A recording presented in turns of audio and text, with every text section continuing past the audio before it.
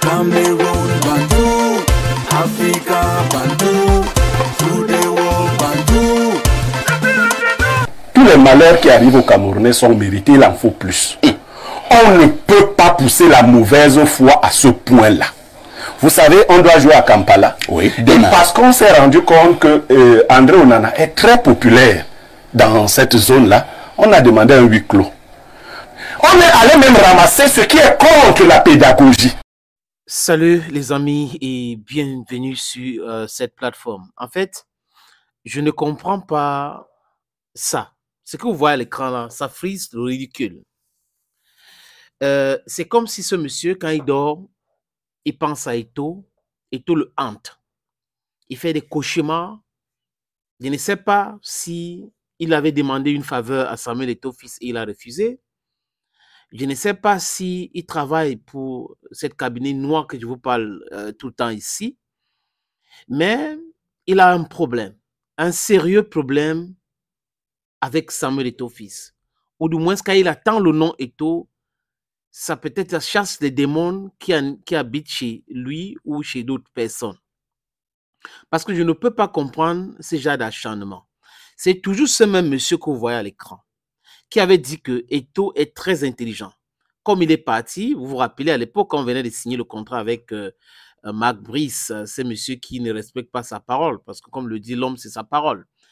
Et quand on se trompe, bon, c'est normal, on peut se tromper. Mais on dit qu'on s'est trompé.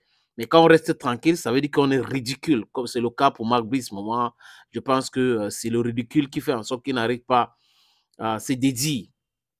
Mais on sait qui il est aujourd'hui. Ce monsieur avait dit que Eto'o est parti. Vous vous rappelez, c'était le congrès de la FIFA. Eto'o était allé au congrès de la FIFA, il était allé à Rome. Après, il a vu ses enfants. Il a le congrès de la FIFA. Il a dit Eto'o est intelligent parce que si Eto'o rentre au Cameroun, ce monsieur, Eto'o sera arrêté. C'est ce qu'il avait dit. À Mondo Vision, les gens qui partagent des vidéos, ils m'ont partagé aussi cette vidéo. J'ai vu ça. Et quand Eto'o est rentré au Cameroun, vraiment, il avait honte. Eto'o était au boulevard de 20 mai. Il a commencé, il fait partie des gens qui avaient commencé à expliquer non, la chaise là, il n'était pas ici, il était là-bas. Le ridicule encore. Donc, tout ce que Eto'o fait est négatif pour lui. Et il ne se rend pas compte. Je ne sais pas ce que ses enfants lui disent à la maison, s'il en a, ou s'il habite même avec ses enfants. Mais quelqu'un qui prétend être intellectuel, qui prétend être toutologue, dont il peut faire les commentaires sur tout, il est le plus intelligent de la Terre, qui s'égare comme ça me pose un énorme problème. L'intégrité même, son intelligence même, je ne comprends pas grand-chose là-dedans.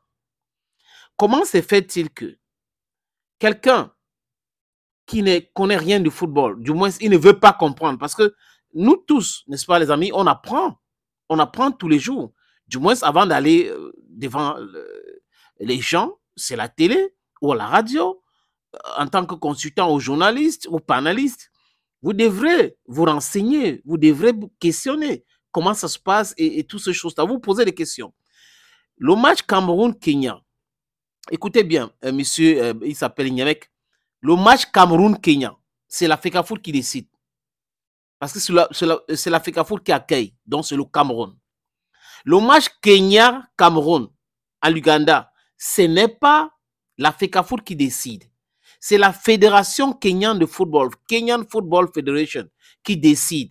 Parce que c'est le Kenya qui a décidé de jouer ce match à domicile à Kampala.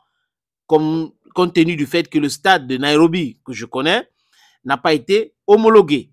Donc, quelqu'un vient vous expliquer aux téléspectateurs et personne ne lui rappelle cela que monsieur, tu es dans le non-sens. Que par jalousie, Samuel Eto'o donc a fait jouer le match à huis clos. Peut-être qu'il devrait dire que par jalousie, les Kenyans ont fait jouer le match à huis clos. Mais comme il faut Eto'o, il faut mettre Eto'o sur tout. Il faut trouver vraiment que c'est Eto'o qui est le nom.